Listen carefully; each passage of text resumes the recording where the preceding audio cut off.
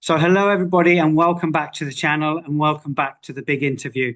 And today's guest is a former European Tour player, former winner, former twice voted player of the year on the tour, and has coached some of the most recognizable faces in the game today. Racked up over 18 tour wins and a major. It's Clive Tucker. So Clive, welcome to the podcast. Hi, Adam. Thanks for the invitation. Looking forward to it. Yeah. Great to have you on. I'm going to have to correct that. I was not player of the year twice on tour. That was regional stuff. Okay. Okay. Bad research there. That's what I read somewhere. No, I've got to put that right. Yeah. Okay. Fair enough. Okay.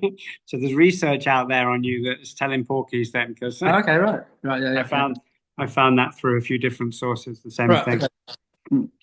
So tell me a little bit about how you got into coaching, and when you were playing, did you know already that you were going to be a coach, or did you want to be a coach, and how did it come around that you started coaching golf? Well, I think it's. I wouldn't say it happened by accident. When I first turned pro at the age of 17, I was coaching. Well, I started to play quite well up until I was like 19. I started to play better at 19, so I wasn't coaching then particularly. And I thought I'd just have a bit of a dabble at playing. I think I played my first major, my first Open, when I was 20. Okay. So I started to play okay. So I wasn't really coaching so much. I'd already been coaching, but it's always very, very interesting. I mean, I've always been interested in trying to play well or understand how things work. So whilst I was playing, I was asked a few times to help people because I could hit the ball very straight, not particularly long. I had an okay short game, and I could hit it straight. So I was often asked about what I thought about certain things, but even then, I didn't think that was going to be my future. Although when I bumped into David Ledbetter whilst playing in the very, very early 80s in America, just kind of by accident, really.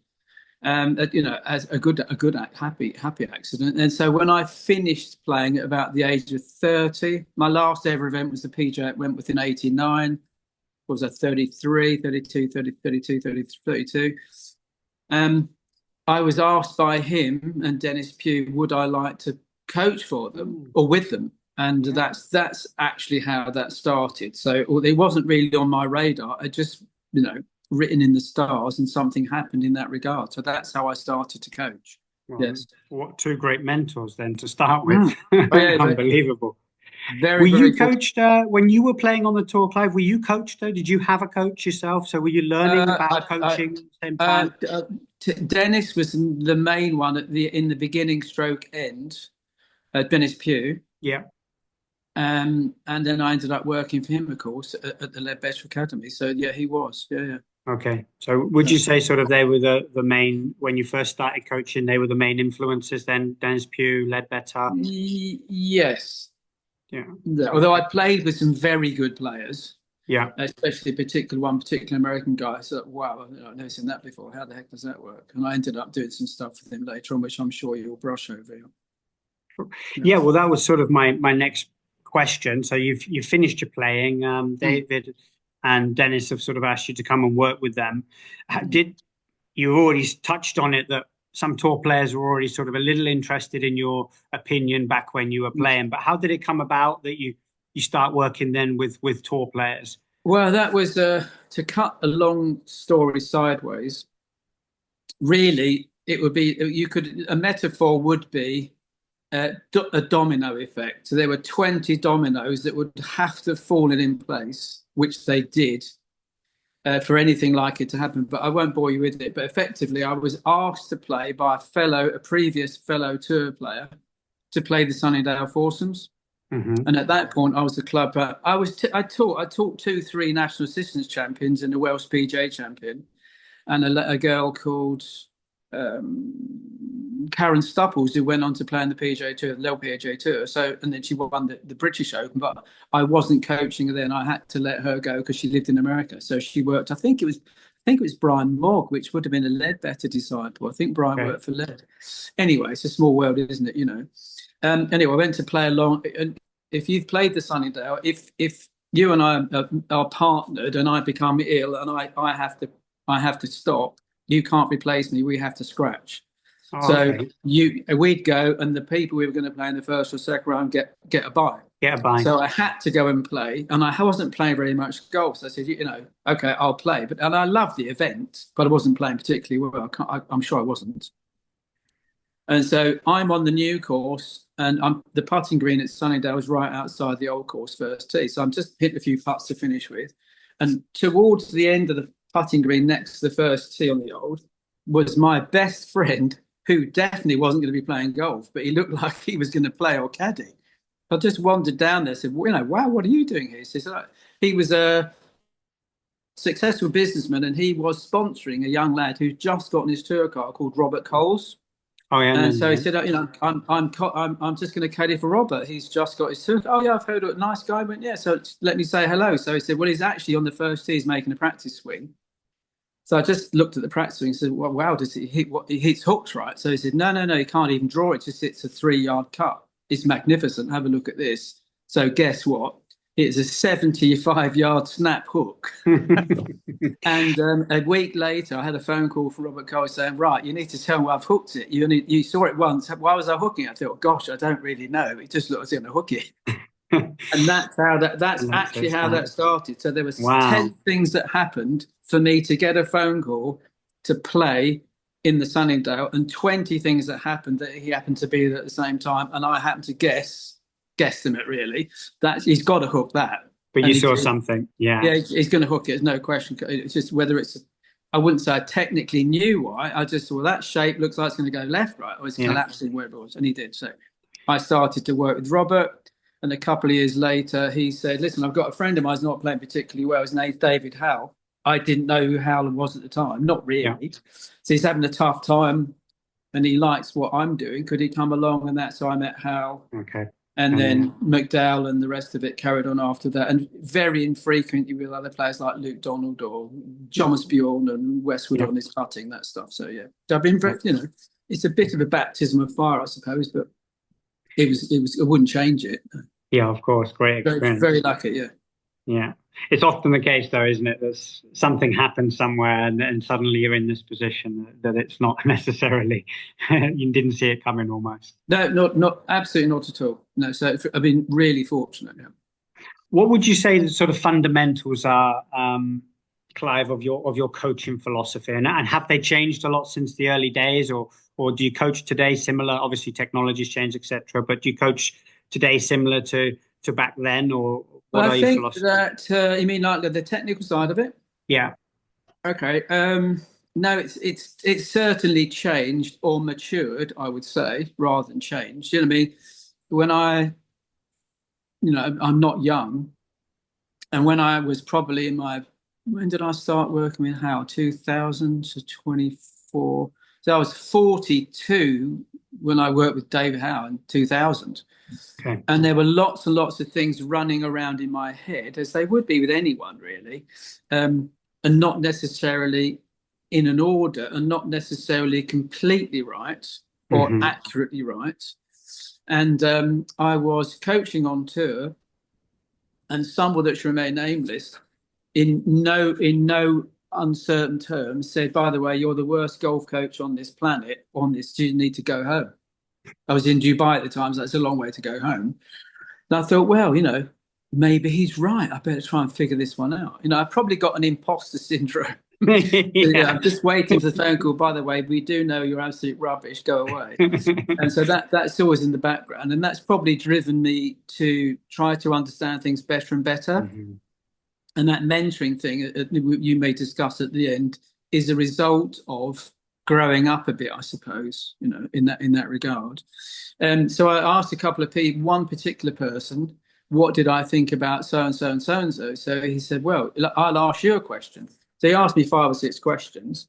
So I said, well, I think it's this, I think it's that. And he nodded. He said, yeah, you're right. The guy's just had a bad. Anyway, I started working again anyway within a week, so it didn't matter. On the back of that, I was asked would I like to attend a Mac O'Grady golf school? Okay. And I played with Mac on tour. Now some of those things that I watched him do on the course were unbelievable, incredible. Left and right-handed. He played left-handed with a right-handed driver, and it was magnificent. It wasn't just normal, it was past normal. So this guy's talented. So what happened, I won't go too much into detail, but my first day with Mac in the school was remarkable, in as much as I'm fit, I can sort of switch off if I get overloaded, I can kind of have to switch off and almost look like I'm going to fall asleep. So when I walked in, I thought, wow, this looks really detailed. This is going to be too difficult. And we started at 9 in the morning. The next thing, it's 9 o'clock at night. And I was just alight with things that were running around in my head started to be improved, but also they would click into place. So all the stuff started to make sense. So since then, I suppose it's just developed. Yeah. And how I view things, in my mind, has become really quite simple. So let's assume somebody's got decent alignments and setup. Once I know if they have any impingements or restrictions or what their concepts are, and that makes a difference, and how they might want to release it or how they hit it, then it's a question of looking at. I suppose I look at 4 things as, as a rough guide. So how far does it go when they hit it? Do they want it? Does it go the distance they want? Caveat being, how well do they strike it? That's angle of attack. What's the path like, and what's the face like? So there's only those 4 things. So underpinning that is how they can move and how they move. So if they've got good tilts and keeping, then that median lines are stable. I get the sequence right, and the arms match up, and the clubs are on plane. That's it. So I just back engineer to where that looks like that's going wrong, and then make some changes and predict. You can predict what might happen. For example, if someone's flipping, the ball goes, you're thinning and it goes left. Or it goes okay, but they don't like the contact. When you start to compress it, it's going to, as a right-handed golfer playing right-handed, it's more likely to go right because the handle's forward and the face is less closed. So you predict that stuff, and then they start to, okay, if I do that and do that, okay, when you get that right, then we'll go to the next bit. And it's like a development thing. If somebody wants, let's say you've got a 15, 16 handicapper that doesn't practice, they're not going to get the same material as Graeme McDowell. Yeah, sure. So they're going to have like a quick fixy thing that could last 6 months. Yeah. But you wouldn't do that with Graeme McDowell unless it's on the tee, on the first tee, because he's having a tough time, and you might want to get a match up going, which can be successful short term. So it's just a question of figuring out what they're doing and how they respond, and then can we develop it? I suppose I'm a bit more of a developmental coach than anything else. It's a bit like that. Then when you get to the nitty gritty, the marginal gains, then you're there. Yeah. It's amazing how many expert and how many really successful coaches are sort of start with that baseline of like impact, angle of attack, swing direction, ball flight, and just work their way back. Yeah, I can't think there's much going on in there other than that, really. Yeah, that's the key, isn't it? Yeah. I mean, you've been in the ropes for the Ryder Cup. Yeah. You've been at major golf tournaments, of course. What is the key to preparing players for these big events, do you think? The key is to ensure as much as humanly possible that they're ready when they get off the plane. Okay. So the prep is before, and you're kind of getting your ducks, because they'll normally have the week off before to rest. And that's pretty normal. So in that, building into the sort of penultimate event that gets them there, that's the right way. Or they know they're in anyway because of how they've played. Then we're seeing what's going on. So now the thing I always say to them is, I've been to 4, I think, 3, but prepped another one for 4. So they're not there by accident. Yeah. They're there because they're jolly good and there's not much wrong in the first place. So you're trying to get their ducks in a row so that when they get the tee, it's pretty nerve-wracking. The only thing that's not moving on the first tee is the ball. I mean, these boys are absolutely wired up, and I wouldn't want to do that. My God, I've seen some amazingly poor shots from the best players in the world because it's just, it's kind of difficult. So as much as possible, you're building confidence in what they're doing, and you're building that in. You're making sure that when they get there, it's 95%, and it might need some hand holding. over the last couple of days. I mean, I can think of excluding not so much. There was one in the Ryder Cup which was awkward, but it worked. I can think of three events that I went to as a coach where I made a difference Thursday morning. Right. I mean, three. Yeah. They're pretty good coming into it, but if you haven't got it Thursday morning, that's a difficult one to get back. Yeah. Yeah. So as much as so you're looking at I'm delving into their course management, how they're thinking. We've got two ears and one mouth, so I tend to go in that ratio. I listen twice as much as I say things. So I think a good definition of a lesson is that I don't say very much and we get a lot done. So if they're kind of driving it and I'm bouncing off it to make them, okay, it's that, okay, yeah, that's better. And it's only a reminder. It wouldn't be much new. That'd be the last thing. You won't be changing much. Okay, you remember when we did that 2 weeks ago, 4 weeks? Oh yeah, okay, got it. Forgot. Okay, got it. So you're building. You're trying to let it settle down. You're kind of more of a mentor and a mental support and an emotional support system, as well as technical. You need to be, of course. That as much as anything, more than anything. Yeah. Because they're not there by accident. They're jolly good. Yeah. What could you take from your playing days and your playing experiences that helped you with your coaching? I think from the playing side, that's more about how you prep at a tournament to actually get the ball around the golf course. So that can be practice rounds. That's what you're looking for in practice rounds. You're literally practicing and putting, chipping, pitching to the 4 pin positions they've got on the green, all those sorts of things. So you're looking about how you prep for it. It's not so much the technical side of it, because everyone's different. If I said something to David Howell and the same thing to Graeme McDowell, Dave might think, wow, I can't possibly do that. But Graeme said, okay, well, that's interesting. How's that going to work? Yeah. So you're bouncing off. So the sort of the technical bits we're already doing. So that I wouldn't say that comes much from my playing, because everyone's different. It's more about how can I help them get the best from their game that week, as much as you humanly can. So it's more about prep than anything. There's not reflecting on how you prepared and how you could prepare. Yeah. Remember, I teach a guy called Peter Fowler, who's I've heard of Australian senior. Great golfer. Incredible athlete and incredibly dedicated man. I think he said to me once he won the Aussie Open when he was 24, and at that point he'd already played something like 250 weeks of golf at the age of 24. Okay.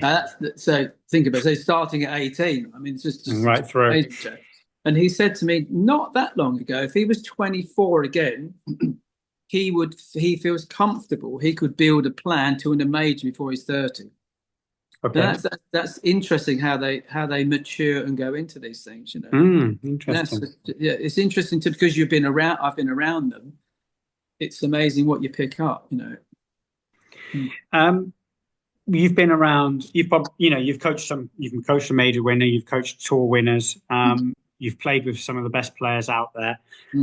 What do you think the difference is between those players who have a lot of success on the tour and those that don't, but probably should? The guys that you see who probably hit the ball very, very well, or played with.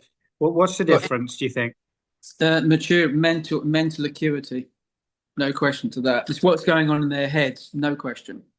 So people often say to me, let's say I get a new young pro come and show up for lessons, and somebody sees that he or she in the clubhouse, and they might say, oh, do you think that person's going to make it? And you can't actually tell, but I can tell if they're not going to. I can tell if they're not going to really quickly.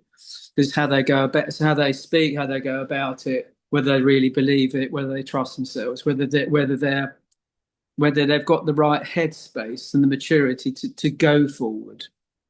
So I remember saying when I first met Graeme, when I first met Graeme, well, he was more like an interview as much as anything. He's a very bright individual, and I think the better players are pretty bright. They kind of know what they want, and they know they've got a pretty good idea of how to do it. Yeah. And they might employ you to do something, or me to do something, or Pete Can to do something, or Butch Harmon's boys, whatever it is, doesn't matter who it is. There's some lots of gifted coaches out there. And we're just, I always think the golf coach is, I always think that a golf coach is a very small cog in a big wheel of someone's. It's not that important, I don't think. It is and it isn't. Yeah. So helpful is important, but I wouldn't run up on the 18th green and give somebody a hug because I just want to talk. That's just not me. I mean, we are in the background and we do a job, we get paid for it, and that's it. Obviously, we enjoy all that sort of stuff. But if Graeme McDowell didn't make it as a golf player, he'd be as a pro. He'd be very successful at something else. Right. They've just got something about them that's different. Yeah, and they have a different view to it, and they're kind of thinking in advance that everything's going to be just fine. Others, it's a quick fix stuff. Yeah. What about that? And they're not important. That's the wrong thing to look at. So I can't tell if they're going to, but I'm pretty sure that somebody's not. Yeah, you can tell quickly when they're not. Within minutes, you're pretty unless they're nervous, unless they're a bit anxious or nervous, you can tell pretty quickly that not so sure. Okay, it can be wrong, and you can try and get them out of that thing. But it's normally where they are, how mature they are as a person. How strong they are in questioning things like that. But I asked Graeme one question. I said, he asked me some interesting questions. So after not spending that much time, so I said, "Do you think you've got a major in you?" He said, "Yeah." And it was just not cocky, not big-headed, just belief. Yeah, I think I have. Right circumstance, and they've got one. And that's there we are. So that's that. Yeah, that's really interesting. I can tell you one more story about David Howell. When I went to the Masters twice with him, and he was actually leading after 27 in the first one, which was amazing. And he played with Tiger on Saturday, which was pretty impressive stuff. Whilst he was playing and building up to that sort of thing, I think whilst I was coaching, he was out jogging, and he tripped, and I think he did something to an elbow joint. It wasn't great. It wasn't a good thing, but it wasn't like serious. But I think he had to stop playing for 2 or 3 months to rest it, let it heal. Didn't need surgery like that. Whilst that happened, it was in a sling or something like that. His manager said, "Well, listen, next month we're going. Augusta's on. Should we go?" So he said, "No, I'm not going. When I go, it will be because I'm playing." Right. Now that's interesting, isn't it? Yeah. So he knew it was going to happen. He's just going to wait for the right time to go. It would be, but he knows I know I'm going, but I'll go under my steam. So he's happy to wait. Yeah, tells you where their head is, where they are mentally. Just going back to young coaches, how does a young coach starting out today accelerate their career to become an expert coach? Because obviously, when I speak to yourself and other expert coaches or with successful coaches, it is an evolution of time. Yeah, you're constantly learning. And I know I spoke to Sean Foley just a few weeks ago, and he was saying, he reckoned he could have saved 10 years if he'd have done this or done that. How can a young coach who wants to be a real top coach, how can they accelerate that journey? I think, as much as you need to be inquisitive, ask as many questions as you can. Go and interview coaches, go and shadow coaches. I do a fair bit of that anyway. And somebody of my age, I think I can probably short circuit stuff quite quickly and make it sound quite simple, because if I do that happens. If I do this, that happens. If you do that, you can't do. If you side bend too much, you can't rotate. All those things. Yeah. Anyone that's experienced, you can spend time with. YouTube, there's some clever guys on there, but I would go and spend time with the coach, read, and try. When you feel as if you're getting your kind of information in a row, study it. And I quite like science, so I like 3D data. I don't speak in that way. Yeah. But science takes the guess out. So it's not I'm not an opinion-based coach. It's just factual, built on looking at something. Well, that works. And why does that work? Well, that doesn't work. Well, that, you know what I mean by that? Yeah, yeah. So as much as you can read, ask questions, spend time with other coaches that have been there a long time and done it, and you can, you want to spend time with somebody that's generous with their information, and why not? I mean, we should be, the coaches we advise or mentor or help should be better than you and I. Would you have questioned your own? I mean, you mentioned it earlier a little bit as well. I feel like whenever I speak to a top coach, they've always questioned their own philosophy as well and their own fundamentals, almost wanting to be proved wrong in a way. I think that's true. I think my best times have come through down times. Yeah. So sometimes, I think what drives me on is the fact of fear. I've had this conversation with one you know very well in Surrey. I think that, Hugh, I think that fear drives me on, that I really could be wrong here. And that bothers me, that. Or if I watch a coach think, do you know what? I didn't understand that. I should be able to understand that. But at given time, actually, what he or she meant was that. And I look at it like that. And we're kind of all, there's so much information out there. It's a bit difficult to get it terribly wrong, really. But if I question myself, that's when I feel more confident, once I've sort of picked through it. Yeah. Once I've drilled in, let's dig into this. Okay, right, I wasn't wrong, but it was that. That's a little bit better than that, or that does that.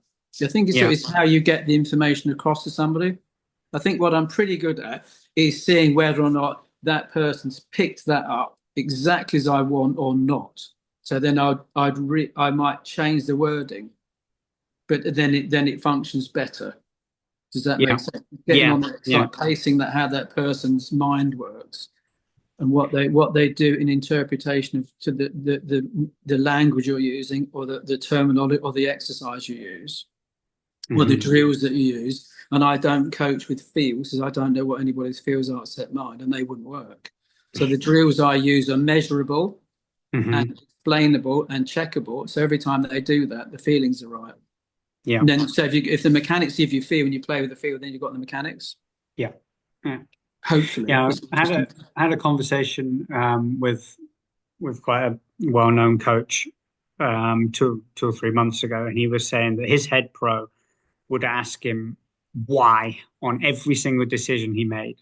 So if he was going to change this, why are you changing that? Why? And he had to be able to explain exactly why and what the consequences would be for every change. And if he couldn't, he shouldn't be making the change.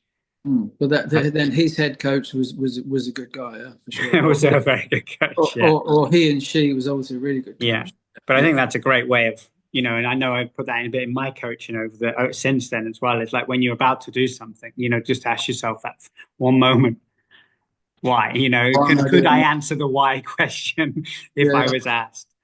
Yeah, and I think that up until probably quite recent, 7-8 years ago, I might not have been able to answer all of the whys as best as I perhaps could now, which is why I'm more confident doing the mentoring stuff. I think because I don't think I was ready then, but I think I'm probably a bit more comfortable now.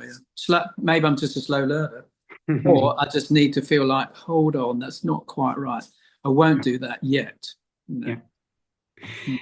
If you were going to change anything about the journey you've had, is there anything you'd change? I don't think I would. The only thing I would change, but I don't think it can, is my personality. Okay. So that's just difficult. So why though? What's wrong with your personality? Because I'm not a particularly confident person. It takes me a very, very long time to feel secure in something. Yeah. Once I'm away, but I think I probably would have put my head on the block sooner rather than maybe, because if I don't get that right, I'll look foolish. And that wouldn't sit with me very well at all. But, I've been awfully fortunate in as much as I picked golf because I just fell in love with it, and I think so. I went into golf without any concept for how I was going to do anything. Right. I mean, literally none. So I had no idea about income. I had no idea about anything. So I just loved it. So since turning pro 50 years ago, I've not done a day's work. Okay. Would I change anything? That I might have changed the money I got given in the first couple of years, which is hilarious now. I mean, you wouldn't believe it. What we used to do 60 hours a week for. Just wow, you could do that. But things are different. But no, I don't think I would change very much. I probably would have just been a bit more confident. But then you can't. It takes me a while to feel that. I wouldn't change very much. Not really. I was being very lucky. If a coach wants to work with elite players, what advice would you give them?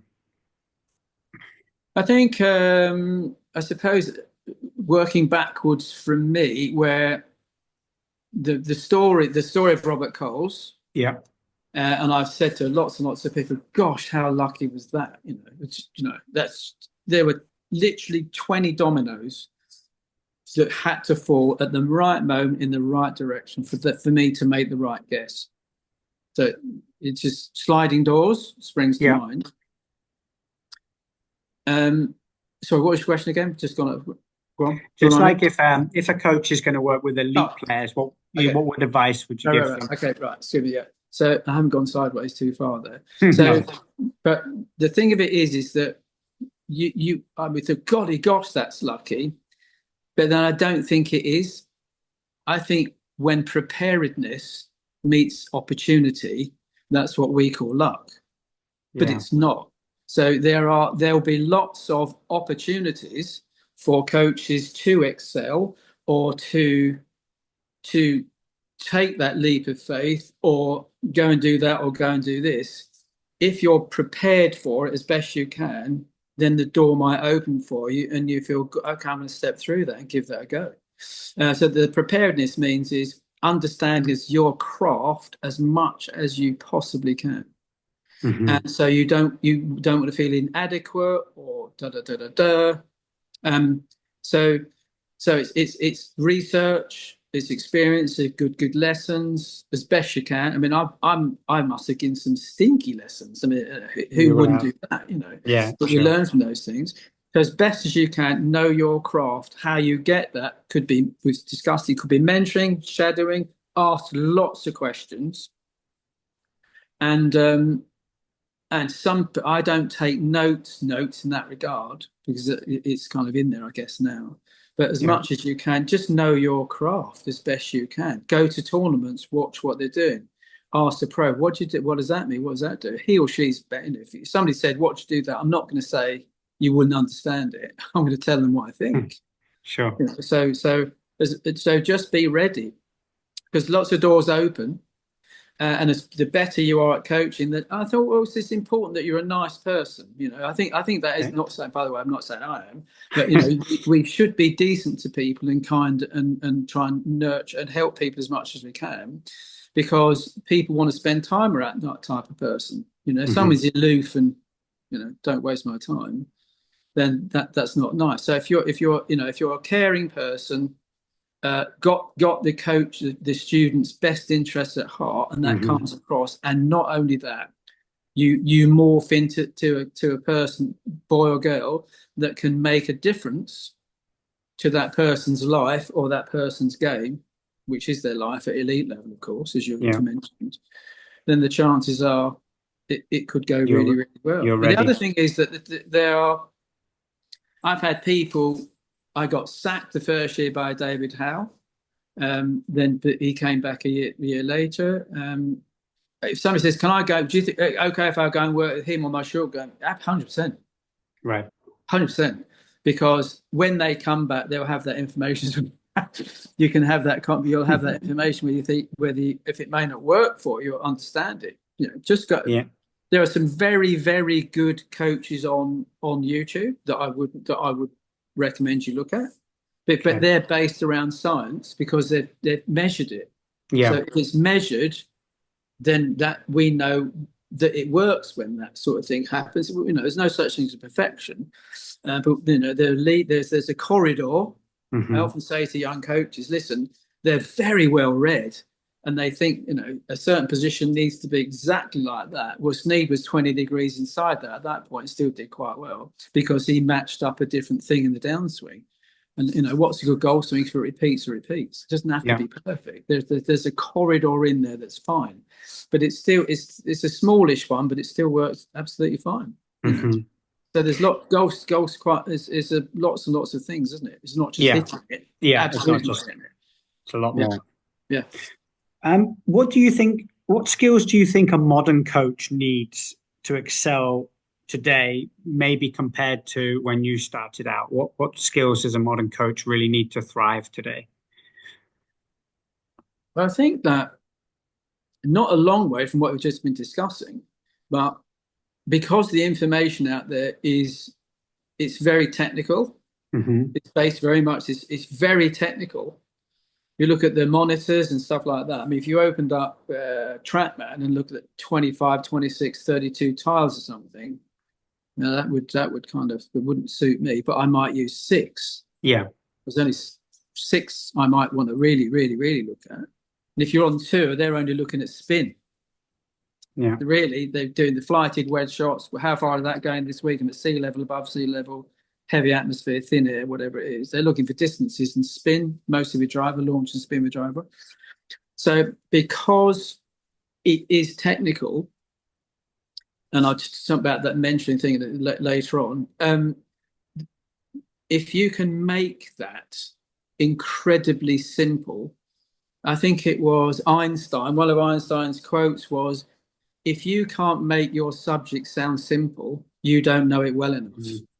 So if you're going down the route of trying to understand all that stuff, please don't make it sound like you're a scientist. Yeah. There are golf coaches that want to be scientists, and there are scientists that want to be golf coaches. So as much as you can, think of it. Dennis Pugh said in this donkeys years ago, a coach should have a vast reservoir of information, but you've got to know how much water and in what colour glass you give to that person, and the other guy with the same problems needs it in that colour glass and more or less. So understand your subject as good as you can, but deliver it very, very, very simply. Not technical. Keep away from technique. So it's working on in there. And I think that the art to coaching is that you facilitate the answer. Right. You facilitate the answer in that person, he or she, to answer it that way. Then they go, oh, you mean that? So they're kind of coming up with the answer that you. They own it almost. Yeah. You can't give out, well, God didn't. I mean, these kids are good or they're not good, or the boys or girls. So mum and dad, that's a fantastic job. They already had it. Our job is just to facilitate it and make it sound as simple as possible. And I remember asking Ledbetter years and years and years ago, what's the definition? Before I worked for him, I actually had lessons from him in a place called Greenleaf, just off I-4 in Orlando. I was just south of Orlando. I said, what's the definition? Because I watched him coaching what we call snowbirds. So the guys from Chicago come down in January because it was 10 feet, 8 feet. They'd fly into Orlando just to have lessons because it was warm. And he said, and it still resonates in my head, the least I say and the more I get done is a good lesson. And if you know your subject well enough through research and practice and questions and that stuff, make it sound as simple as you can, because the scientific bit will blow people away. You've got to make it not scientific unless they ask for it. Do you think that's the danger today with what we have available to us? So much information, so much almost 100%. Science, that a coach 100%. Feels like they need to know all the numbers, use all of the technology. And 100%. So when I teach pros that are coaches, but they're quite good players that still want to play better or learn, and I would say, I think so and so and so and so. And I might say, okay, that needs to be, because how I work is literally through lines and numbers. Yeah. Everything's measurable on a screen, and I explain why I think that's correct. We get into how the joints move and that deeply. And I said, I think you go so and so and so and so. I said, oh, well, you mean the elbow reduction's not fast enough at P5 to P6? Okay, you could look at it. I'm thinking, God, I hope you don't say that. I mean, you and I could, and he and I can, but make in a it, lesson, maybe not. Made it simple. So if I put the end of an alignment stick opposite someone's navel at address and say, okay, when the shaft's level to the ground, I'd like your elbow to get nearer to that than it was at address. What does that feel like? Oh, it feels like I'm doing this. It feels like I'm doing that. Okay, those are your feels. So you're facilitating something with really simple stuff, but it would be technically right. Yeah. But I couldn't coach that way. So just be really careful. You're not turning into a scientist, because it switches people off. I think that's really important because also, when I know from some of my students that there is a bit of anxiety when you do use TrackMan or you use a piece of technology. You can feel their anxiety a little bit because they don't know what all the numbers mean, and they think they maybe should know what it means. And you've got to be like, don't worry about it. Like you said, maybe only put up the 2 or 3 or 4 elements that are important for them to understand. And just like you literally might have low point in it, or you might just have, okay, your path is 4 left. Yeah. If you make this move, we'd like that to go to 2 to the right. Yeah. And what does that, is that and you like how it measures? Okay, what do you feel like you're doing?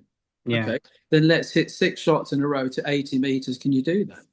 Yeah. And then it is. Then you push the needle. Let's go 100. Yeah. Let's go 110. And that's so it needs to be challenged and tested. Yes. And at the end of the sessions, I'll video the client to say, what have you got from that? What did it feel like? How does that look? Can you demonstrate it? Okay, you can. So when that's in there, so their coach is in their pocket, so they can also refer to it. Otherwise, they're lost, or potentially. Yeah, because they don't have the feel, and they don't have what they're perceived to have happened is what you've told them. Yeah. And there's if you're calm when you're coaching at elite level, that's really important. Really important, because that gives massive confidence out. So if you're empathetic, actually, hold on, think of it like this, oh yeah, okay, right, I get that now. Right. You got to be empathetic with somebody and calm. Then if you're jumpy, that's not going to go well. Or my coach is panicking, that's not going to instill much confidence at all. They're hitting it crap and you're panicking. They're not going. It's not good, is it? Clive, why are you crying? You want to go to why are you getting the taxi quickly? Why is that working? Clive, you've developed a mentoring program. It's aimed at coaches who want to obviously accelerate their knowledge and their skills and learn from an expert coach. Can you tell us a little bit about the program, what it is you're doing, what it is how the coaches can benefit from it? I think, well, there's a couple of tiers to it. It isn't live yet, but I know you're helping with that, which is great. It came about because I was asked by Hugh Marr to pop along and sort of present to his CMAS clients, and there were 8 of them. I think they work in blocks of 8, something like that. And I have to say, listening to him in the morning, I was pretty panicky. I thought, wow, these kids are switched on. But I hope they don't speak like that. And I actually did say in the live coaching, this is how I do it. But I don't. I think like you do, but I wouldn't. Don't explain it like that. Yeah, because that would lose. It wouldn't lose me now. But if I was playing, gosh, and I wasn't a bad player. But if somebody said you need to do, I mean, wow, that's a bit of a tricky one, and that wouldn't suit. It didn't suit David Howell. It's all very simple stuff. It worked. It's all very simple stuff. So when I was interviewed a little bit for an hour and a half, and then we did some live coaching hour and a half. I really enjoyed it, and some of them were very, very complimentary. So okay, and that gave me confidence that and I've thought about it before that maybe I could do. Maybe there is mileage in it. I stick my toe in the water, and I enjoyed it. And one of them said, what's amazing, I wasn't expecting. He said, I wasn't expecting that how can you make that sound so easy? Because I think to me it is. because I've done it so often. If you do that and do that, that happens, and that's why you'll strike it better. And it went like clockwork. So I think the benefit would be that I can probably short circuit stuff and get to the nub of it really quite quickly. So, and the faster you can see the issue and the faster and easier you can change it, then clearly you're going to benefit, and so is your reputation, and so's your diary. It's going to get full. So I think because I've done it a lot at different levels, from children up to Ryder Cup players, from all over the globe, really, except Australia. I think that I can pass that on, and it's got to help their understanding of things and how you can move things quite quickly. Changing swings, I don't think is difficult at all, because you do it quite quickly. Them learning it though is not quick. It's a long time. That's going to take a lot of hand holding. But I think that benefiting from anyone that's been taught to a decent level at any age, by the way, it's got to be helpful. It was for me when I went to see Mac. Like, wow, there's a whole new world about everything. I don't think we did much putting with Matt, but he was a very generous guy. I've got to look at thank him massively for that. So I think anything could be helpful. So the two stages, one is like to be a workshop hands-on. So there'll be maybe 4, maximum 6. And there's Q&A. They bring their case studies that they would have problems with, that are issues with. And then it's a Q&A, and I ask them to present a little bit what their thoughts are, what their foibles are, what their concerns are, and how can we change your feel for that? How can you feel better about that? And then afterwards is live coaching. So if you and I would be in my workshop day, I'd be coaching you, be coaching me. So I watch how they interact, and we watch how everyone interacts with one another. If there are people that, let's say from Manchester, would have that filmed and it goes to them as well. Yeah. Or they can zoom it, that sort of. So that's more of a hands-on thing. That will be slightly limited in number in terms of going forward with that. And I'll be they have the ability to send me some questions, and I'll chat to them maybe half an hour monthly as well. So there's one day a month. If that's not, it's a full-on day. It's like 9 hours. It's a bit full on, and it's Q&A at the end, and I ask them what they think and all that sort of stuff. If they got out of it what they wanted, any other questions, and they can always call me anyway after that. The other one is more of a Zoom thing, where there's maybe a 90-minute Zoom each month. So that could be any number of people, and they have access to the website and everything's stored on there, from drills to podcasts to concepts to what I think and all those sorts of things. So hopefully it'll go quite well. I think the goal is, if that helps people, then I can't possibly be unhappy with that.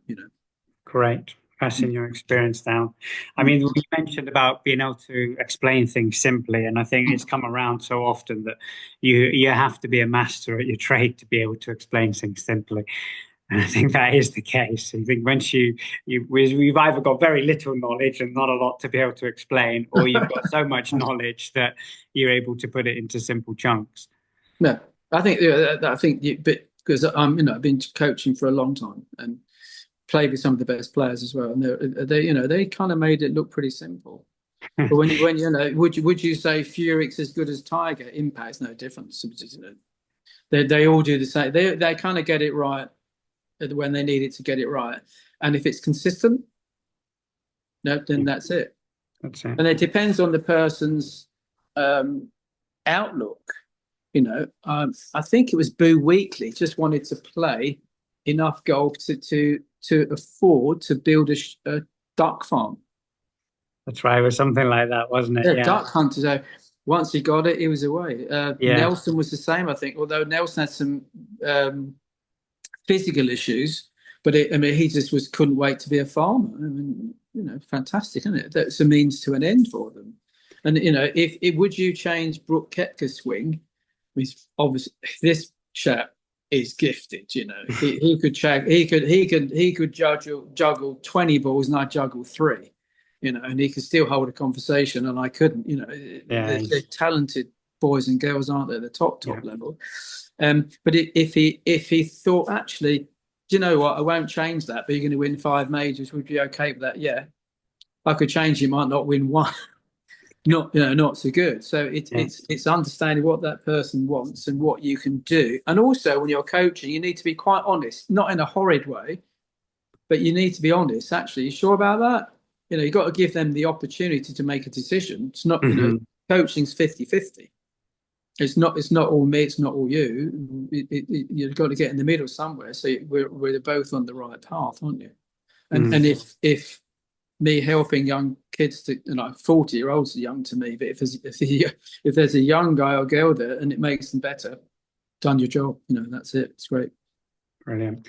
Clive, it's been brilliant talking to you. There are lots of nuggets in there for coaches, and I'm sure thanks for the invitation. Our audience is going to be very, very, very, very happy to listen to this. Thanks for your time today. All right. Thank you. Thanks, sir. Cheers. Bye-bye. Bye.